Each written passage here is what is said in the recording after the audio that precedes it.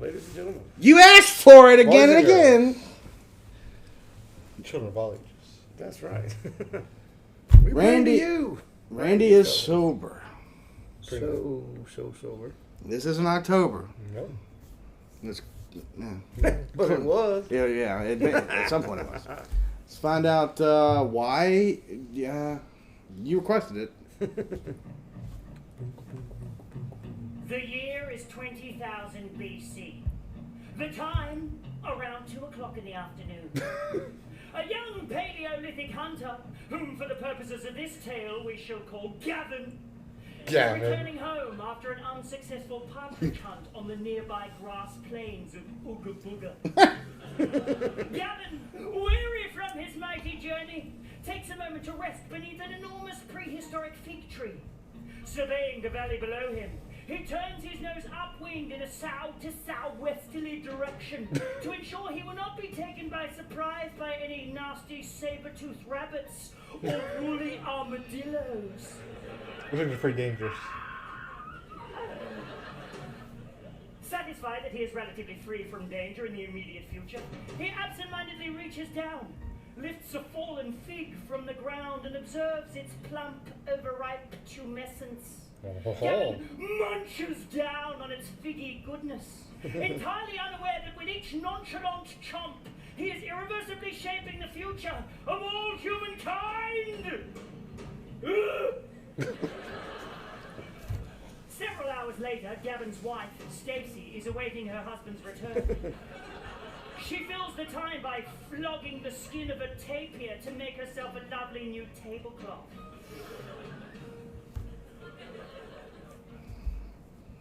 Suddenly, her Cro-Magnon ears prick up, and the hair on her nipples stands erect. As she hears a distant, unholy warbling approaching from the east, she bares her teeth and drops to her haunches, frozen between a flight or fight response. The spine-chilling bellowing is getting louder, and she calculates that she has little chance to save her children. Better to make her escape while the heaving monster crushes their tiny skulls with its steaming flanks. She glances over her shoulder to estimate the distance to her safety, and all at once the source of the terrifying screeching is upon her! It's Gavin. Wearing a traffic cone on his head and singing The Gambler by Kenny Rogers. Gavin is entirely ill-equipped to grasp the significance of the moment, but in eating that fig, he has just set in motion an unalterable sequence of events. He has just unwittingly discovered the magical alcoholic powers of fermented fruit, and inadvertently invented the very first fig martini. Imagine for me now, if you will, my friends, a rapid-fire montage of images demonstrating the evolution of man's relationship with alcohol from that prehistoric moment to this very day. Stops on me. Fucking pain in the ass. Frothing tankards of mead, Greeks stomping grapes, sloshed monks draped in vomit shellacked cassocks, sculling, shooting, spewing, all crashing to a dramatic halt on a close-up of my little purple face. The camera slowly pulling out to reveal me, drinking the final drop of my final drink 23 months ago today. I ask you to hold tight the significance of that image in your mind's eye over the course of the next indiscriminate quantity of minutes. As I open my brain box and sift through the contents for your intended bewilderment and amusement. Because, ladies and gentlemen, Randy is sober!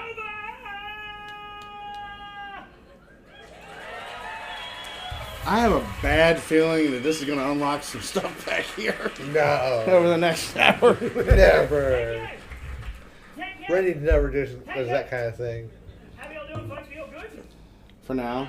Good. Look, my name's on the wall. Oh. It's pretty specky. Never had my own gobo before. Look at that. It says Randy. It's me. Means you're in the right place, my friends. As the rather unambiguous title of this show might suggest, I am no longer on the booze train. I don't drink the booze anymore. No longer honking onto the bevies. It's been nearly 2 years now since I... My collar okay? My collar looks alright, doesn't it? From the back? Looks alright from the back? I don't drink the booze anymore. which is interesting in my line of work because I do go to a lot of festivals. I travel around a lot, and festivals, you know, they are notorious for a lot of smashing the booze in the face like a champ. So I find it a little bit different now, not drinking and doing all these festivals. I was in Adelaide this year. You're all familiar with Adelaide? That's you? Yeah. It's cool, Adelaide. I like Adelaide, but it's not.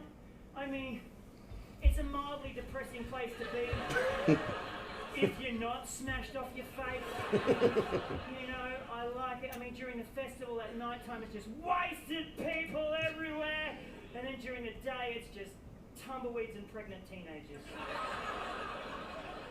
So far, then. So I found it a bit challenging being there, particularly because, you know, being a festival whore, most of my mates, you know, that's when I get to see them, you know, at festivals, you know, so we all get together, and it's always like, yeah, and now that I'm not drinking, I get a lot of, oh, come on, Randy, come on, drink your soft cock, come on, you soft cock, just have one, you soft cock. It's not gonna hurt you. Yeah, that turns into 16, and you're like, well, we're here now. I blame you. As you should. In my experience, it's usually the excessive use of alcohol that tends to soften one's cock, not the other way around. Or using Jägermeister as a cure for erectile dysfunction. But I'm getting a lot of that. And I was in Adelaide. This is true. This bit. I was in Adelaide, and well, all of it's true. Actually, I don't want to just quantify this bit's true. This bit is particularly true.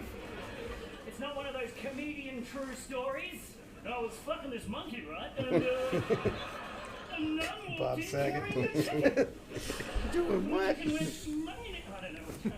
You're always happening. Or Morgan! Do that for the next 2 hours. And then the chicken said, me cook tip. Anyway, sorry. I don't know. Anything could happen. So I was in a hotel. he switched to popping pills. Yeah. He's on the speed now. Struggling with a bit, so I cracked open the Bible. Because, you know, what would Jesus do?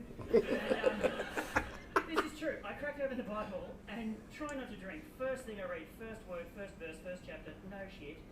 Give wine unto those that be of heavy heart. Oh, come on! Not you too! Jesus sitting on a cloud somewhere texting me, come to the pub, you sucker! What would Jesus do? He'd get fucked up! You were doing shots of my blood. Randy! Get me. Fix me a drink! Very lovely. Who are we going? Hello there, what's your name? Yeah, you. What? Is it the edible girl again? Are Who's there? No. Shut up, you Brad. okay? You're eating an apple! How did he know that? I could sense it. What are you doing down there? Oh, wow. Don't film me! Get away! No, if you can't see it, there's a woman in the front row losing her fucking shit. She died. I think she's jumping. Somebody call a paramedic! Nope, she didn't die. Hello, Rosa. Maybe I'll come back to you later. What's the other girl's name? How about you? What's your name? Shut up, Rosa! You there? Hello. How are you? Good, thanks. You? I'm pretty good, thanks. Have you been having a drink this evening? Oh, I can't. You can't, why not? Underage. Oh. Sorry. How underage? Like, creepy underage? Or just 15. 15. Okay. Alright. Rosa. Back to Rosa. Just doing the maths, hang on. Oh, Yeah, Jesus. that's cool. And, okay, well, this is going a bit shit, because I need someone who drinks! No! Drinking! The doors bust open. Fuck's Yes. sake. Look, it doesn't matter. I was just going to have My mom a said. chat about honking onto the brewskis. But it doesn't matter. We can leave it there, you know? We can leave it there. Rosa? You feeling better now? You okay? You alright to participate? There you go. That's wonderful. Did you take another bite? Why did you stop suggestion, Rosa. Thank you. Thank you. I might use that as a springboard, if I may. Thanks. I quit drinking because I was too good at it. Really, I was better at it than all of you are, and I thought I'd quit while I was ahead. But I found that when I did stop drinking, audience participation check.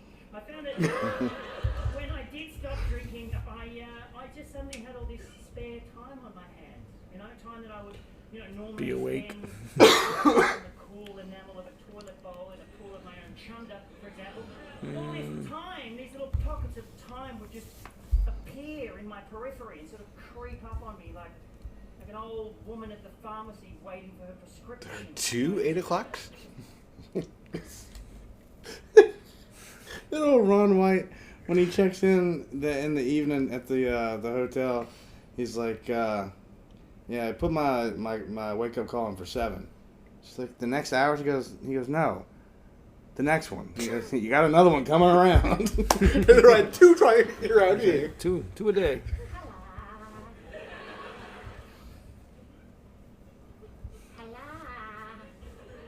Just her stilted breath whistling through her nostrils.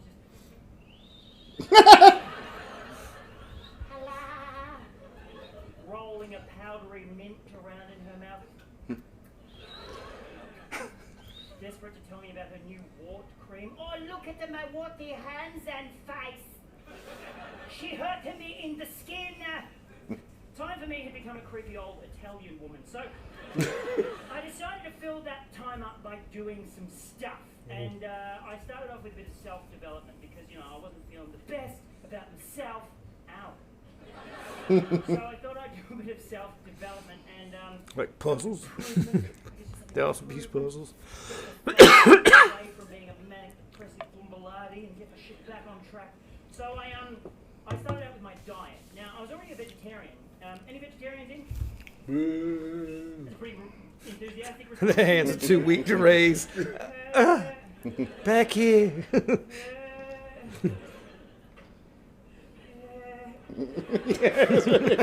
Passing out.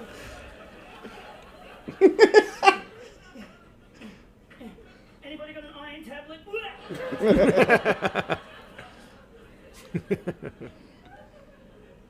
Yeah, so I was already vegetarian, and it's a common misconception that we're healthier, though, just because we're vegetarians. We're not. We still eat a lot of shit food, just not corpsey bits. So, Corpsey. and actually, while we're on the fucking subject, vegetarians, were you guys at the meeting where eggplant became meat for vegetarians? If anybody runs a restaurant or a cafe or some kind of street side diner, get this in your little noggin. No, Mediterranean vegetables a vegetarian meal constitutes does not. It was a good sentence, wasn't it? Sure, why not? Don't! Just stop it! It's a tricky vegetable eggplant. You've got to take care with that shit. You've got to salt it and soak it. Leave it out for the next full moon and run over it with your car. You can't just whack it in a soggy focaccia and hope for the best. It tastes like mucus-covered bicycle tires. Wow. Jesus. Chop it! I mostly became a vegetarian so I could get my food first on the plane, though. That is awesome. Sitting next to someone who's really hungry and you get yours like 20 minutes, you finish it, just kick it back with a movie and then... Not hungry! Yeah, well, fuck you. Anyway. So, actually, planes, good. Thanks for bringing that up. You're welcome. Because anybody ever woken up hungover before the plane has landed? Oh, how fucked is that? You just smash it, and then fall asleep, and then wake up, and you're still in the air! 30,000 feet in a tin can, you're all hunched and dehydrated, and your head's pounding like the fat guy next to you's been fucking you in the ear while you slept. And you can't get it. Because you were eating vegetarian and you got your food first. Hot chips and a lay down in a park somewhere with a cool breeze on your pasty face. But all you've had to eat is this microwave slop that's laced with Imodium so that everybody doesn't shit at once. They do that. They do that. They lace aeroplane food with Imodium to make everybody constipated so that 500 people don't simultaneously back one out at altitude.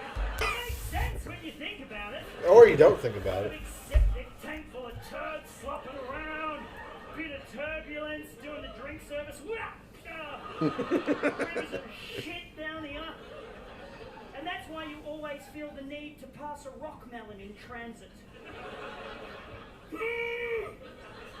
You want a more recent story? Where's my passport? Vegetarianism. It is hard being a vegetarian. It is hard because on the road sometimes it's difficult to be a vegetarian because, you know, in the UK, for example, they still eat pig's blood for breakfast. It's fucked up, man. Yeah, man. Black pudding, it's pig's blood. Ah! Ah. And while we're on the subject, haggis. Haggis. Oi. Everybody know what haggis is? You It's effectively like sheep's organs with some grains mixed in. shove back in the intestines. I was at a cafe in Edinburgh and the waitress came over. Know it smells bad, kid, but at least it's warm. You want the haggis? But that's vegetarian haggis. Tastes just like real haggis. Does it? Does it really taste just like the heart, liver, and lungs of a sheep stuffed into its own stomach bag and then boiled for 3 hours? Because if that's the case, then hook me the fuck up. Finally, a vegetarian option I can stomach. Oh, literally. Stop it. What happened? Was that just a delayed laugh? Yep. It was a groan for your dad joke. I can't tell. If someone trips over and you guys all laugh at it or something, you've got to tell me. I won't know. And if I ask any questions, don't put your hands up. I'm not going to get it. Can't see it. This is the, I'm sorry, I've got Why not? the guy at the table next to me leaned over and goes, you think that's bad about the haggis now? I heard what you're saying. You think that's bad? You should try a flying Scotsman. This is actually a real thing. Has anybody heard of a flying Scotsman? No. Yeah. It's where you take a chicken. Okay. I'm halfway there. Nope. And you stuff it with haggis. What? That's a lot of haggis. And then you wrap it in bacon. What? And then you cook it. And then you eat it. And then you die. Sounds about right. Like impossible train of thought led to that culinary wrongness. Just munching down on your sheets. Turducken. Yeah, they're version of To turducken. make this even more delicious. If it was inside a chicken's ass. Scotland. I used to be one of those vegetarians that ate fish but didn't tell anyone about it. Pescatarians. Fish in Chipper Creek. Chipocrit. It's never a good look, is it? Just guiltily hoeing down on a piece of battered flake in the front seat of my car like a fat, hairy porn star from the 70s, performing cunnilingus on his equally hirsute co-star. Don't look at me!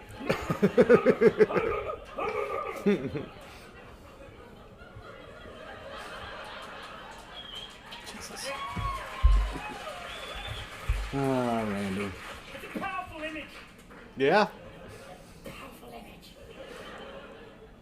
I'm gonna say, when I do my live shows, I never use a monitor or anything. I just, it's much more fun to just hear the audience and talk to people and stuff. But because it's the tally, when I do stuff on the tally, sometimes I have a little screen, and the screen's sort of been on and off for the show, but it was just on then when I talked about the and it was a beautiful crowd shot with everyone sort of laughing, and then just one girl sitting there fucking hating it. Just going. And then at the end of the bit, her boyfriend went and turned to her and went And then he came up and smacked the shit out of you. That's right. So I got help. I'm Rick I got James' really well. bitch. I got really obsessed with my diet actually when I quit drinking, like massively obsessed. I started eating, like for breakfast, I would have these blueberry and spirulina smoothies with maca powder and goji berries and bee pollen and hemp seed and mix it all up, sort of grey, brownie kind of blue swamp juice with the consistency of a newborn baby's feces. Just Wow. And then during the day, I'd snack on anything particularly pretentious that I could get my hands on, like curly kale or hairy yams. Anybody ever had a hairy yam? Once you've had a hairy yam, you'll never go back to the smooth ones. Hairy yam for life! And then at dinner, I'd eat anything dairy-free, cruelty-free, wheat-free, gluten-free, whole food, Himalayan Taste-free. pink rock salt, save the whales, get a dragonfly tattoo, and hitchhike a rainbow serpent. Woo! Munch that in, and then for dessert, I'd have a tiny scoop of decaffeinated green tea ice cream and gallop off into the carbon-neutral sunset on my free-range high horse. Free range high horse. I'm better than you.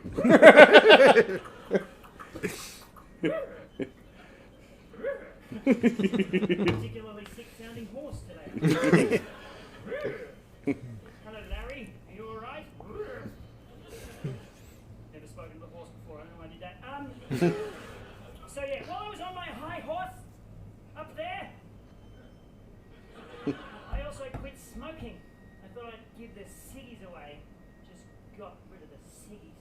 And it was a difficult thing to do, you know, getting up with the ciggies. But now that I've quit, they look really weird. If you've ever quit, anyone ever quit the ciggies?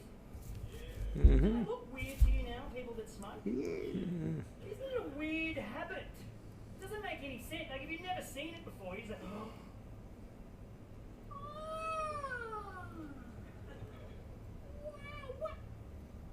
What are you doing? What's that? What are you? You seen this guy with this thing? What is that? What are you doing? Well, this. This is a cigarette. It's more like, can I have one to eat, please? Tell me about that magical thing in my ear hole out of your mouth face. Yep, no ear holes. Well, you inhale the poisonous vapors from it like so.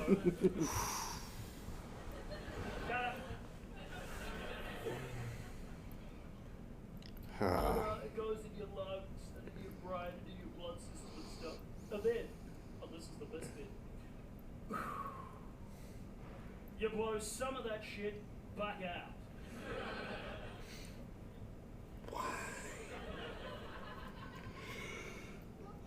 Have you never smoked a cigarette before? No.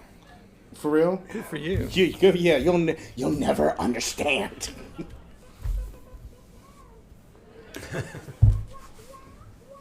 Why? Beer and cigarettes go like lamb and tuna fish. Lamb and tuna fish? That's a Billy. No. Fish and chips. Chicken and haggis. Adam Sandler. Oh. Was it Billy Madison? With the kid. Big Daddy. Big Daddy, yeah. So, like lamb and tuna fish. Spaghetti and meatball. Would that be better vernacular? Yes, yes it would. Here, most people only smoke when they drink. So it kills you slowly. And scene. Don't clap it! Don't clap it! Gives you cancer a little bit at a time. What? There's a little bit of fluff sticking out of the back of my head. When I turn my head, I can like a hair.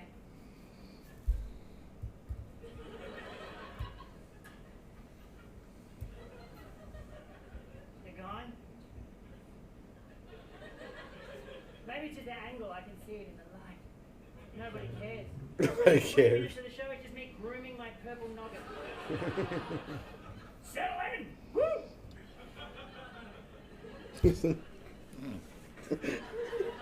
No tongue. Yeah. So ears, nose, tongue. That dude that just rubbed his head for 20 minutes? God, he's good, isn't he? Awe-inspiring art. A masterclass. Feel like a voyeur.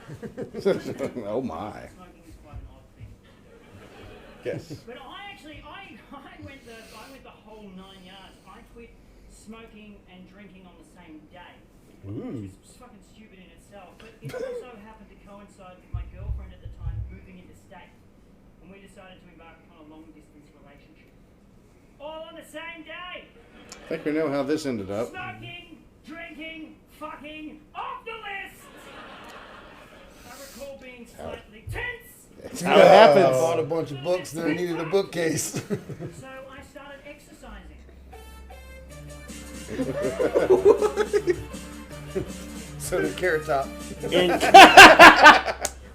Incognito mode. Dim the lights. Chains with weights on the end of them until I back of my kneecaps. And I Sorry. I started off by pulling on bits of rods attached to chains with weights on the end of them until my sphincter introduced itself to the back of my kneecaps. And I decided to give Pilates a shot instead. 4 weeks of Pilates, 5 weeks of Pilates, 7 weeks, 4 months of Pilates later, 3 classes a week, and even my perineum now has a 6-pack. Woo! I'm not even going to ask if you know what that is. But let's just say it. He doesn't have one. You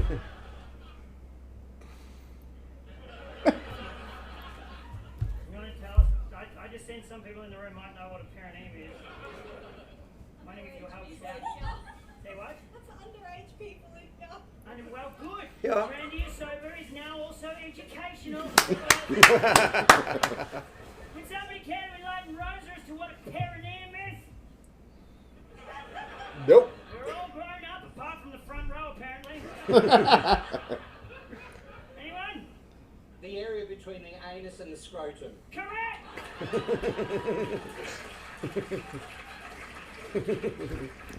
Or the equivalent on a woman. Everybody's got one. I don't normally stop and explain it. But there was a ripple of... What's that? If you don't know, go home, sit on a mirror, explore it, enjoy it. If you've got one. If you've got a partner, go home. Blah, blah. Maybe you don't. Maybe you just don't have a 6-pack You one. leave this show with one thing, my friends. Leave with your perineum. Fucking hell. When I got healthy, I also got a car and got a bicycle, and I immediately became that obnoxious guy on the bike. Just that's more of a run. There you go. Yeah. Just deliberately getting in front of cars so I could pull up next to them at traffic lights and go, "Hey, I'm on a bike, you dickhead!" I will say this though, in all of my bicycle wankery, I never once resorted to the use of lycra in any shape or form. I'd be glad to know that you've seen these bastards, these businessmen that trade their suits for testicle-clutching fluoro fabric. You'd smell them hurtling towards you from the suburbs like sweaty wasps with stingers of self-indulgence. Can anyone tell me, anyone shed some light on this to me? What is the dynamic reduction produced due to the existence of leg hair? Like in relation to distance travel versus speed, is the hair on the leg, like, is it necessary to remove the hair from the waist down? Is it really slowing you down that much? You've seen this cyclists that shave their legs? Oh, it'd be a lot funnier if more than 3 of you had seen it. A lot of cyclists shave their legs. Sean Connery. It's true.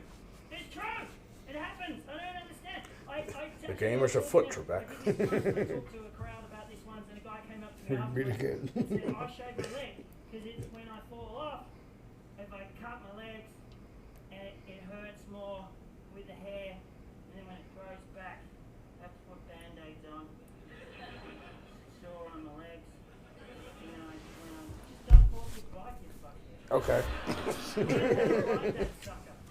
And then I saw him after the show, and he, I forgot I had the long sock on. It would have been a lot funnier. massive, don't you think that you'd shave that off first? Just, oh, my legs are fine, but my face is killing! It hurt when that shit grows back. If you're hooking around an aerodrome with, 15 other cyclists, a nut, shave your legs. It's your job. But if you are removing the hair from your legs in direct correlation with riding your bicycle to work in the morning, you're a fucking cockhead.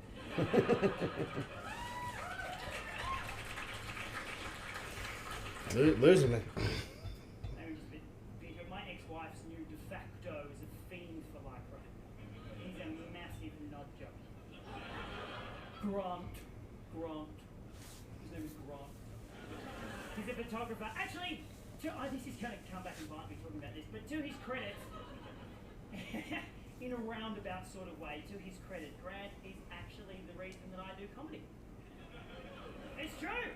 See, Is this where he tells us he's Morgan this whole time? fuck it. My ex-wife, Polly, or as I prefer to call her, the woman that hates me. She's the editor of this hip fashion, skateboarding, parkour, pirate folk, textile exhibiting, make, do and men graphic design magazine called... Morgan was a graphic designer. Yeah, it's called... It's a kind of... Dude, you check out the new article? On the coffee table, some coke-riddled young architect flanked by an entourage of exotic women with Architect, their okay. high-split cocktail dresses offering a cheeky glint of labial piercing as they casually leaf through the pages of... So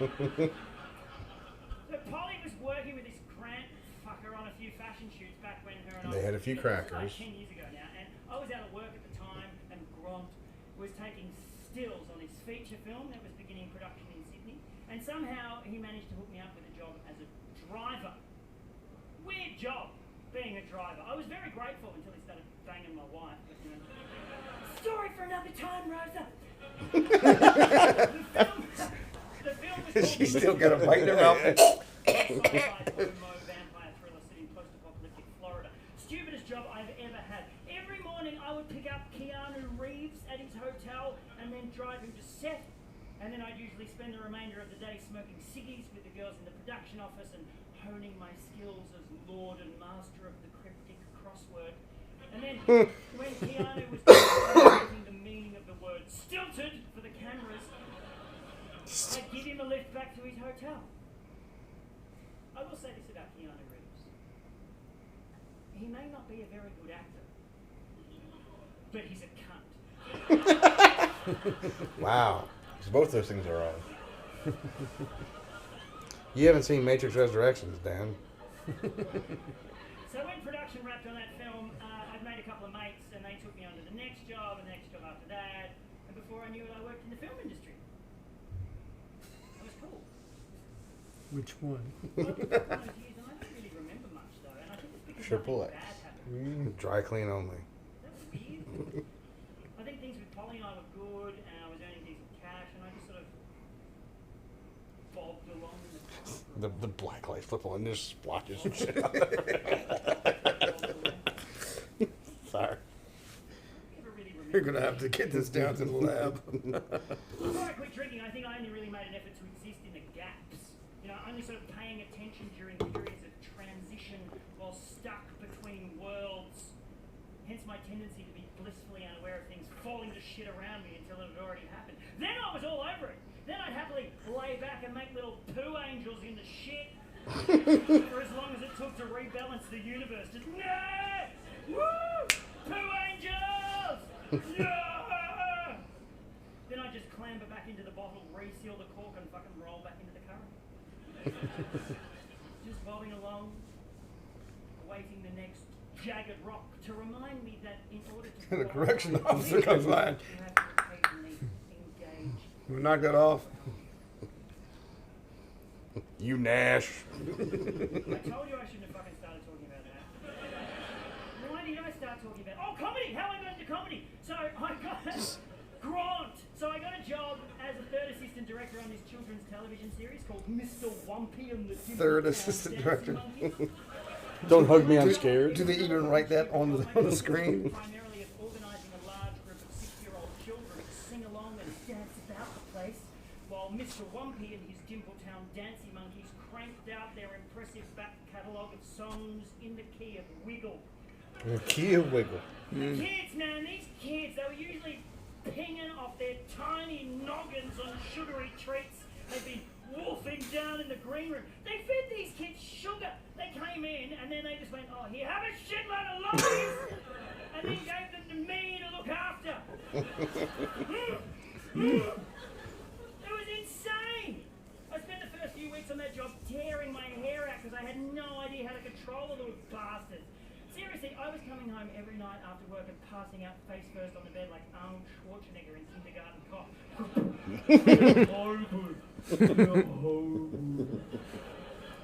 What made me go back? I started to come up with different ways of entertaining them, you know, keeping them focused between takes and stopping them from eating each other's snot on camera.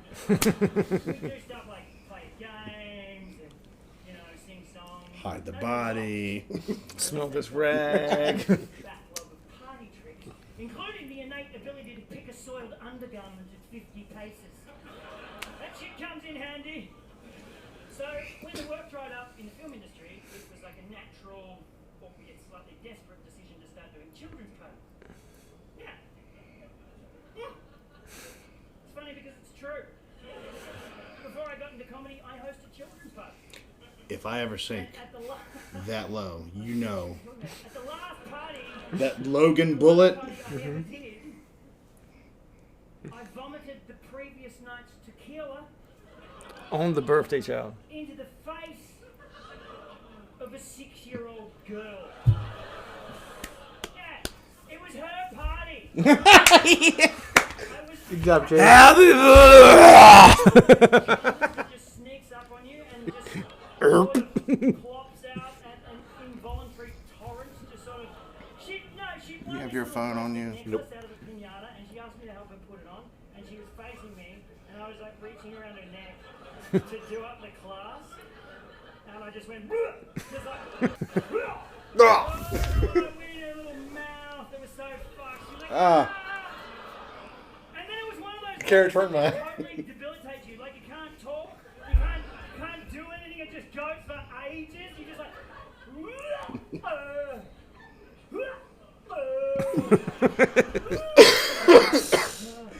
Yeah. And you think you're done, it's like, oh God, thank you.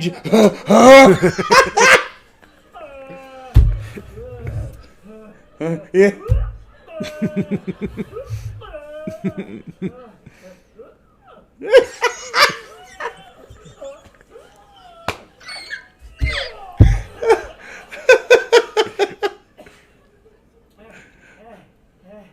I don't remember eating that. Yeah, okay. That's not supposed to be in there. Come on. Or they one thick piece just. Yeah. Oh, my jaw hurts. Oh, much better. Story to a comedian friend of mine, and he said, "That's very funny. You should do that on stage." So I did. It wasn't a roaring success by any means, but I got a lot of free booze out of it. So Location. That's it was right. about 7 years ago. And now look at me. Huh? Woo! All happy and healthy, doing the Pilates and getting the massage. So thank you, Grant.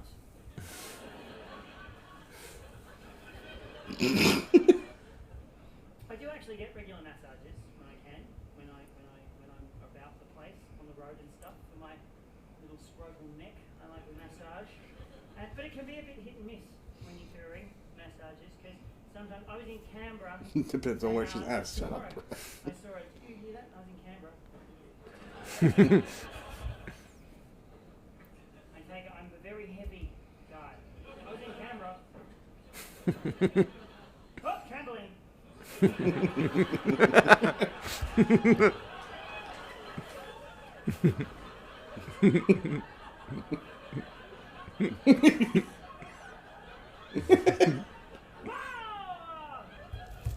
Got stuck in the springs.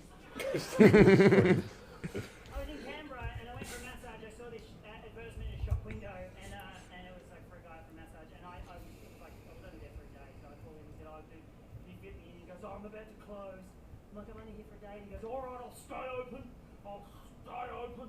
Made a big deal out of it. So I rocked up at his house and at his house and there's like a little gate and I went through. This bit of the story's not interesting. I don't know what I'm telling you, but how I got there. And I went in and the thing that struck me about this dude was his amazing skin condition, I guess you'd call it, which resulted in him having these little red crusty scabs on his face and hands! Now normally I just say, oh shit, I didn't realise you had to play, get fucking run. But it's tight open, I felt really bad, so I found myself stripped down to my underpants, laying there just tensing every muscle in my body while he exfoliated me with his crusty hand lesions. Oh. How's that? Was he using his strong hands? He said 8 years. Don't be thinking all that time someone would have taken him aside and gone, dude, massage? Really? Why not all the lesions? Or the person who trained him. If I ran a school of natural therapies and a guy rocked up on enrollment day with his face falling off, Falling off. I think about giving him some alternate career advice. Or you could be an apiarist. What's that? It's a beekeeper. You wear a mask and gloves. Competition fencing? Competition fencing? No. Gloves and a mask. You could be king of the lepers.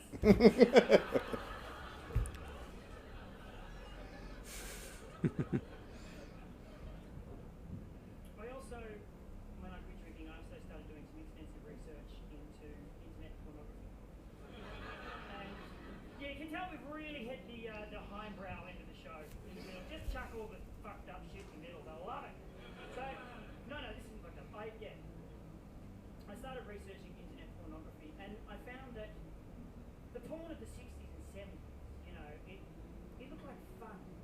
There's a lot of like hairy nuns and curious, scary. Thank you. Oh, he got quieter? Yeah, I don't know what happened. The highbrow end of the show in the middle. Just chuck all the fucked up shit in the middle. They'll love it. So, no, this isn't fucked up. I started researching internet pornography, and I found that the porn of the 60s and 70s, you know, it looked like fun. There's a lot of like hairy nuns and curious secretaries and Benny Hill chase music, and everyone was kind of smiling. Yeah. But now it's really violent and it's yucky, and particularly the stuff that comes out of the States, like there's a lot of fake tans and fake tits, and the guys are just assholes. You can tell they're massive jerks. There's a lot of Viagra use, and it's quite violent and not in a particularly sexy way, and it's just, you know, it's yucky. A lot of choking and spitting and it's horrible. And I think we're teaching a generation of young masturbators to, you know, to disrespect that and what that should be, what that coming together of two people should actually be. Coming together. Sexual preference, whatever you're into, I'm not, you know, whatever you want to do, but it's weird, man, and it makes me feel like the skin crawl, and I just feel yucky. I just have to switch it off as soon as I've ejaculated. I'm like, no! Get it away! It's an ongoing process. So, I guess that's what I'm trying to say. You know, when I quit drinking, I thought I would have this massive epiphany where I would suddenly see all my faults laid bare, and by some miracle, I just have all the tools to suddenly correct all of them. How did that go? And while I was having this massive epiphany, the song Teardrop by Massive Attack would just start playing gently in the background, and I'd be going, oh, that's what it's about. Love is a verb, love is a doom, fearless, none of that. No. I just wank more often now. I think this is a good enough time, as good a time as any. I think it's time to talk about Jesus. What? You talk about a... I was raised Catholic.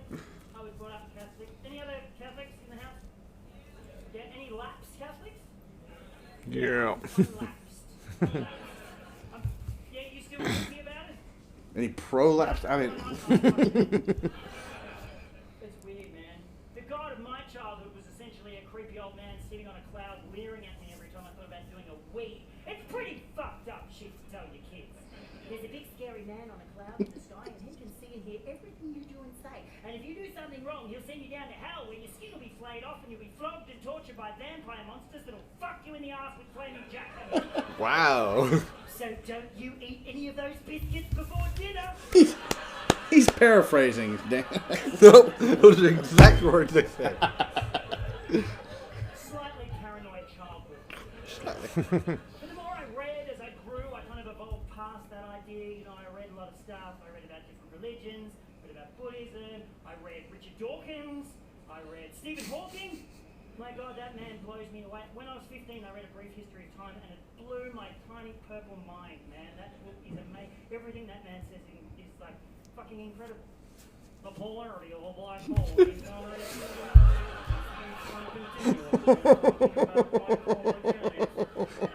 black hole. I don't know if that's fucked up or not. I can't tell people. Oh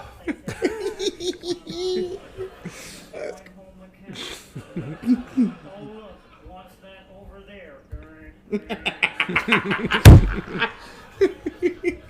Anyway, I read all No. that stuff. It was good, and I kind of became what I guess you would call a pragmatic agnostic. Like, I don't believe in God, but because I still have the image of eternal damnation in the back of my head, if he turns up one day, I'll probably buy him. Stuff, and I went to a church. I was thinking about this stuff. It was sort of on my mind. It was sort of coming back up. Because when you do quit drinking or quit any sort of addiction, you know, or whatever, maybe this was just me anyway, all this sort of stuff started to come back up. Childhood memories just sort of float up to the surface. Or trampoline? No. And I started to think about it all. So I went to a church to, you know, think about it. And I sat down, and I was struck with a sense of sanctuary, I guess you call it. Like actual sanctuary. Like the church used to be, you know, until about 400 years ago, if you're in some sort of strife, you know, and you wanted to get away, you could just go into a church and you'd be safe. That's what it was. If you were being chased by a rabid Viking on a donkey with a big axe that just wanted to hurt you in the face and legs, you could just go into a church and you'd be safe. You'd just hang out the window going, whoa, to the church. Sanctuary. I'm Barley's. The church is Barley's.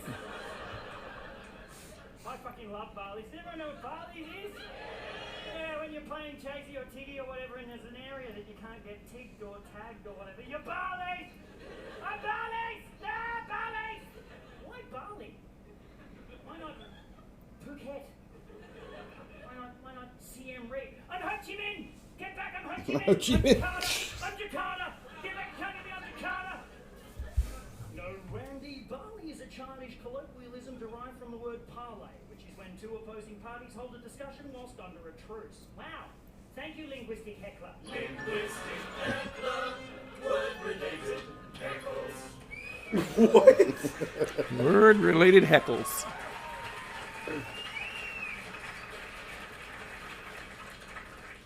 But I understood it for the first time, I think, that sense of sanctuary. And I sat there in the church, and I felt calm, and I felt peaceful, and I was filled with this kind of, I don't know, sense of contentment, I guess you'd call it. And I looked around, and there was a priest lighting a candle, and the smell of the candle smoke, and just invoked this kind of childhood memories, and the wooden pews, and the stations of the cross, and the stained glass windows, and it all sort of culminated, and I felt really good. For the first time in ages, I felt in my skin. I felt good. I felt happy, you know? And I got up, and I walked back down the aisle, just filled with this sense of happiness. Just what it is, just happiness, you know? And I thought, I could do this. I could come here every week. I could find my God again. And just as I was about to dip my fingers in the holy water at the entrance and make the sign of the cross for the first time in almost 20 years and walk out into the sunshine a changed man, I looked across and I saw a whole wall of anti-abortion literature and I went, fuck! So that was the end of that. Okay, I knew there was going to be some kind of hook. I thought I was going to say there was a homeless person. There's never any winner, you know? I thought he was going to see like a demon in the holy water going, wait. Conversation with. It just doesn't happen. It's like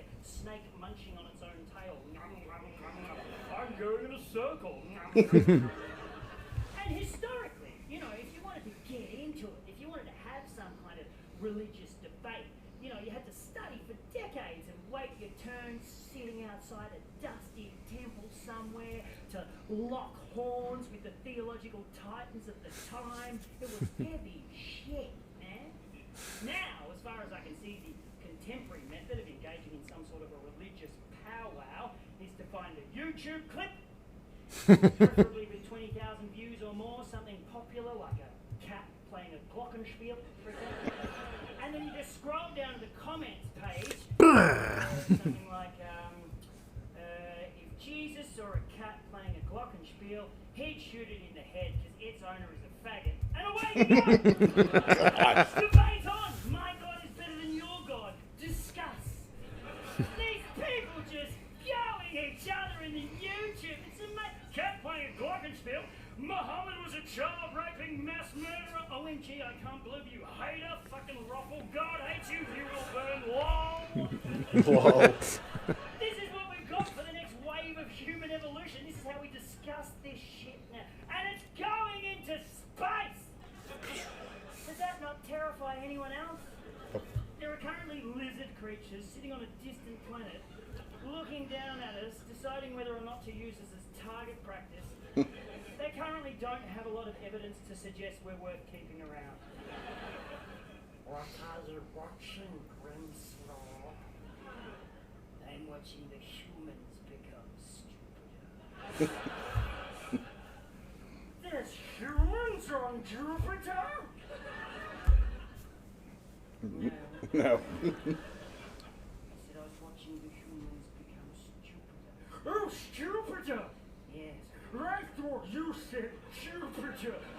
No. What a silly misunderstanding. Humans, you say? Yes. Shall we drink their blood? Yes.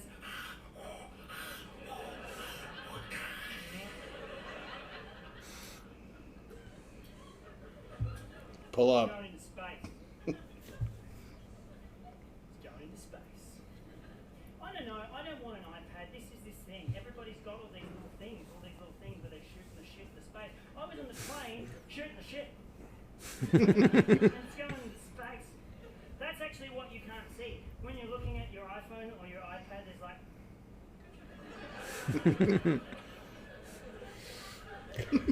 all the shit flying out. It's like... goes in your head. It's the puppet rubbing his head again. You know? I was on the plane and there was a dude there trying to sell me an iPad on the plane. Look at this. See? You know that? I'm reading a book on a little screen. I bet you want to read a book on a little screen. No! It's how robots read books. My crisp-bound papery paperback with its amazing paperback smell. But there's thousands of titles at my fingertips. It's called a bookstore. It's called a library. Get out. Engage with your fellow man. Fuck that. I'm not standing in a queue. Oh no, but you wait for 5 nights in the rain for that, you. Take that.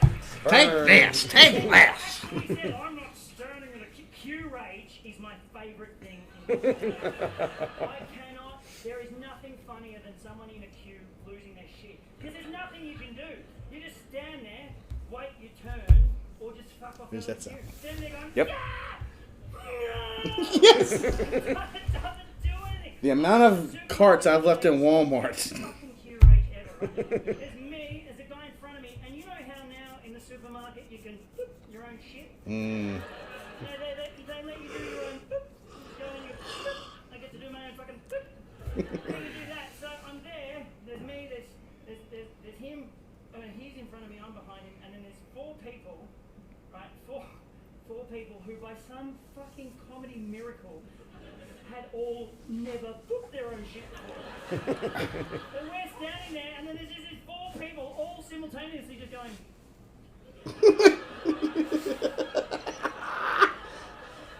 That's about right.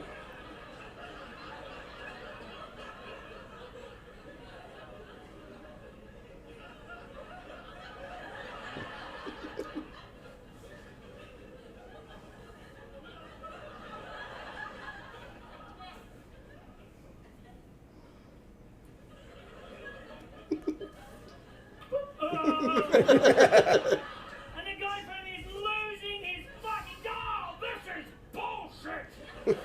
Turning around to me to try and absorb me into his bubble of... No, I wouldn't do that. Fucking believe this shit! Like it's the greatest injustice he's ever encountered. Like the Oxfam truck ran out of rice just before he got his scoop. Oh, now my village will have no food! Supermarket queue, your ball sack, relax.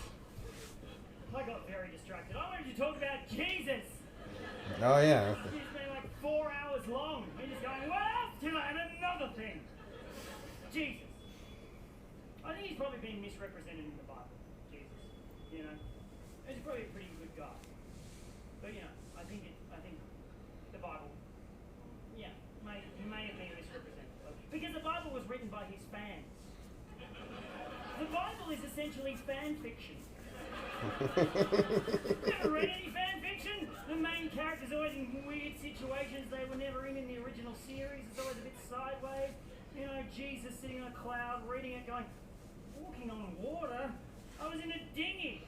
Dad, they left out the dinghy. Did they, son? Dinghy. Fuck off, Dad. Go to your cloud.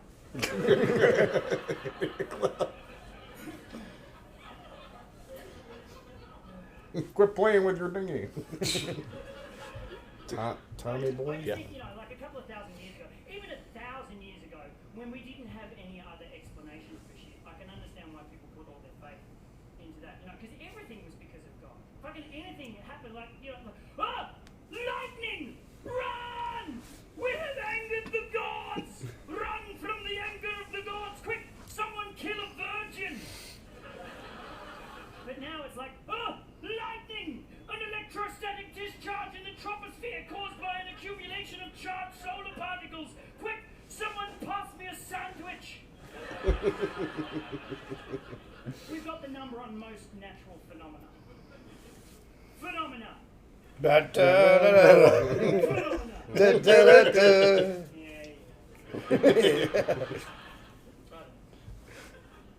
answers to things now.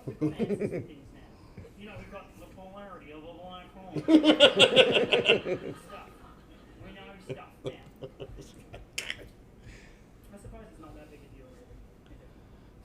At the end of all of that ranting. Whether I drink or not, I mean. The title of the show, we may as well get back on topic. As well. Everybody's got their cross to bear. Mine just happens to be in the shape of a tequila bottle and has a tendency to make me think that doing the nut bush is a nifty concept. But you know, as far as global perspective is concerned, the matter of whether or not I pour myself another Sauvignon Blanc pales in comparison to the reality faced by a few billion other members of the species. In theory, it should be entirely possible for anyone at all to rise above that kind of shit with little to no impact on the rest of humanity. Just slowly removing oneself like a finger from a glass of gin and tonic. Suddenly getting a bit heavy, isn't it? Go back to being funny, you little purple bastard!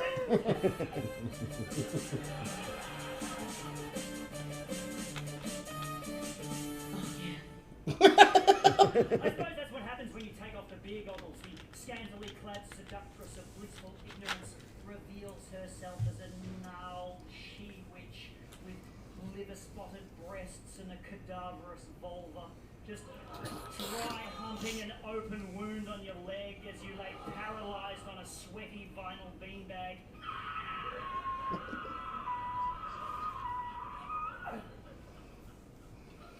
Yeah? Okay. You with me on that imagery? I mean, we're all ultimately capable of mastering the art of self-discipline. Fuck knows, plenty of people in this room probably have more self-discipline in their elbow skin than I do in my entire little filthy body. But for some reason, when it comes to drinking, the grooves of age-old excuses run so deep and they're so slippery, it's almost impossible to clamber out of them for long enough to see that there are very few reasons to drink at all, really. To drink, to smoke, to believe in God, to not believe in God, to eat meat, to not eat meat, to jerk off watching strangers having sex, to learn about perineum, to be in constant, desperate communication with everyone you know at all times. What is with that? I'm in a show. Oh, I'm in a show too. Well, something to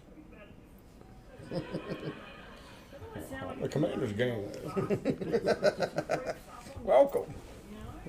It's a special box. Need to be witnessed and eager to consume the next distraction until the distractions themselves become the pursuit. When did that happen? When did the distraction become the pursuit? Actually, no, it's Last Thursday. fucking Gavin and his fucking fig. Selfish caveman bastard. Forever doomed humankind to be defined by its indulgences. What a prick! That's what I should have called the show. Gavin the fig-eating prick in the fig of doom. That'd be too much to cut out on that GoPro. Pretty much where the show is. Yeah. Yeah. Oh. Wait, what are you saying? Speaking of which, this is pretty much where the show ends. Oh. Yeah. Yeah. We could scream at you for another 4 hours. I'm sure you're all keen to get to the bar. I'll be there with you, lemonade in hand, surreptitiously glancing over your shoulder at the wall of glistening bottles with all their potential glory and ruin. Just thinking to myself, what would Jesus do?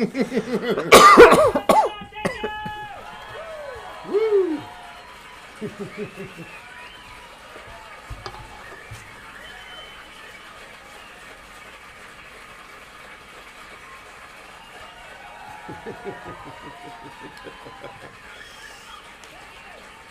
You're welcome.